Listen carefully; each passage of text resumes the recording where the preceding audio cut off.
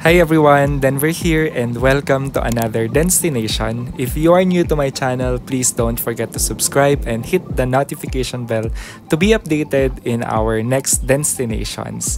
So in this video, I'll be showing you what to expect in your Ayutthaya day tour. So this is our first stop. We are in Bang Paen Summer Palace. By the way, we booked our tour via Klook, and so that's around 2,600 per head, but you can avail additional discounts if you use my Klook promo code. That's destinations.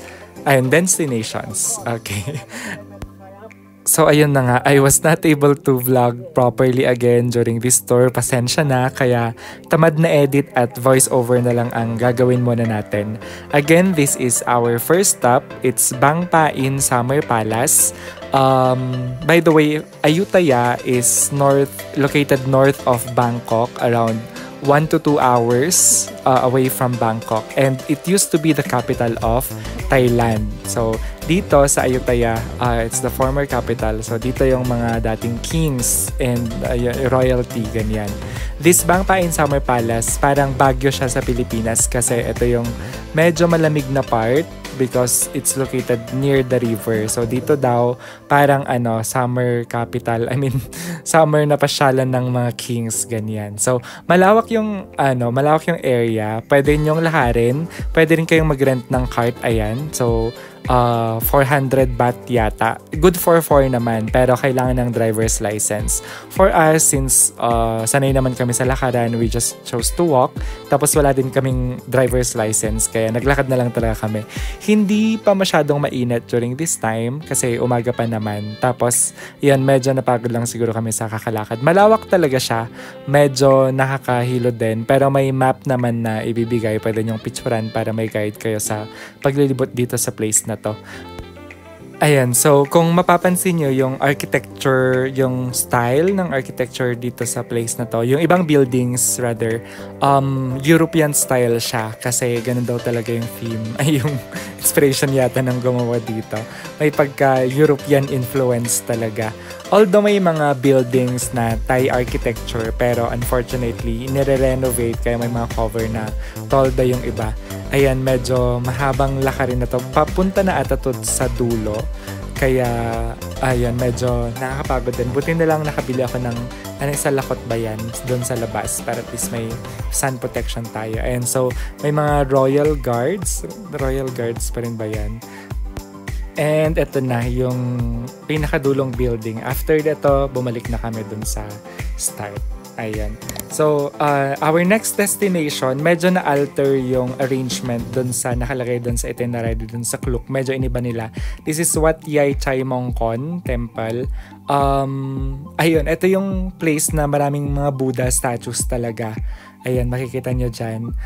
Maganda din yung place na to. Parang, di ba, Ayutthaya kasi is the former capital. So, medyo old talaga yung mga structures dito. Coming from Bangkok, of course, modern na yung mga temples doon. Dito, ma-amaze ka din talaga sa structure ng mga temples. And, yun lang ay yung mga Buddha dyan.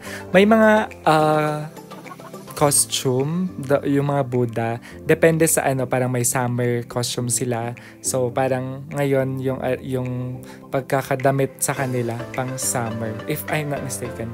Pero ayun, akitin natin yung parang central temple. From dito daw makikita mo na yung halos lahat. Basta makikita mo yung Ayutthaya kasi medyo mataas na din siya. So, ganyan. Yan yung view sa taas. Yung mas mataas pa na part, parang hindi na siya pwedeng puntahan, akyatin ng mga tao. And so, ikot-ikot lang. Tapos, ayun, medyo mahangin dyan sa taas, kaya medyo nagstay pa ako dyan. Tapos dito, hindi ko na mahanap yung mga kasama ko. Nakalimutan ko nga kung ilang minutes yung binigay sa amin. Pero ito, saktong time na yata, magta-time na. Kailangan nang bumalik sa bus. Tapos ayan, kaya video-video lang muna habang pabalik sa bus. Ayan, nakaka-amaze talaga yung mga Buddha statues dito. Ayan, yun yung damit na sinasabi ko. Parang pag summer, ganyan yung outfit or yung costume nila. Tapos iniiba, depende sa season. Ito na yung third na destination. This is Wat Mahathat. Ito yung ibang destination na to, magkamukha lang yung mga temples, yung structure kasi medyo old na din ito. Pero this is actually another other location na. Yung sikat dito is yung Buddha head, tapos nasa tree siya. Ayan, may kausap si Joms na afam. Anyway, ayan. So, yun yung nakita niyo yung Buddha head na yun. Yan yung parang pinakasikat dito. So, yan, tig-isang picture, tig-isa, tapos parang tig-tatlong picture yung kasi madami talagang tao din dito. Dito medyo madaming rules, may mga bawal akyatin, tapos may mga sira-sira kasing Buddha statues, kaya yan, bawal i-replace yung mga ulo, mga ganyan. Basta may mga poses na bawal. Of course, we understand that naman to respect din yung culture dito. Ayan, actually, ang init-init na dyan, parang alas 2 yata or 1 p.m. or 2 p.m. kami nandito. And super init. Hindi super maaraw, pero super mainit na din siya. Tapos ayun, malawak din yung area dito. At least dito hindi ganun ka-crowded parang dun sa Bangkok City temples. Makakapag-emote ka dito, tapos makakakuha ka ng pictures na solo lang, ganyan. Ito lang ata yung mga video location na napicturan ko. Hindi ako nakapag-video, pero yung lunch stop dito is yung Central Ayutthaya. It's a mall, pero ang mura ng bilihin. So parang yung food ko doon is green curry, tapos Thai tea. Tapos parang 100 plus lang, super mura lang talaga. Tapos yung next na location dito, yung location daw ng movie ay Thai series na Destiny's Child, something ganyan. Sikat siya. Tapos iyon yung last location dito sa tour na to. Pero hindi na ako masyado naka-video kasi that time, nag-avail kami ng Thai costume worth 300 baht, tapos parang we're given 1 hour lang, kaya minaximize namin yun, nag-picture lang kami. Hindi na ako masyado naka-video kaya wala akong maipapakita ng video.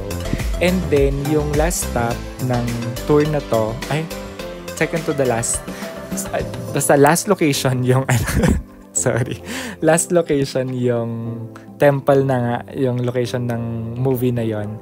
Tapos ang last stop is yung Ayutthaya Night Market.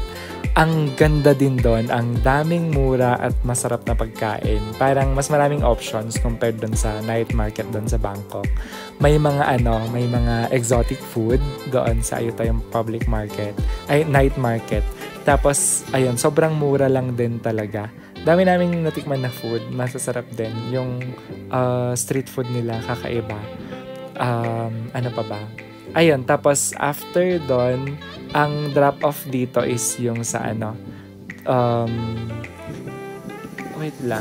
Okay. Yung drop-off dito is yung Icon Siam. Ida-drop ko sa Icon Siam. Usually kasi, after ng Ayutthaya Toyo, yung iba, Chao Phraya dinner cruise sila after ng tour. Pero kami, syempre umuwi na kami. Hindi na kami nag-dinner cruise. Ayan, so dito, ayun, medyo mahaba yung oras kasi dito sa location na to. And maraming areas na, yun, konti yung tao, kaya makakapag-video ka talaga dito. Masasolo mo yung place for yourself na, ayun, kung anong pwede mong gawin dyan. And again guys, this is Ayutthaya tour, day tour, availed via Klook. It's 2,600 per head, pero again, you can use my promo code to avail additional discounts. Kung merong mang tour siguro sa Thailand na babalikan ko, or place na babalikan ko, eto siguro, mas babalikan ko to compared dun sa Bangkok City tour. Ayan.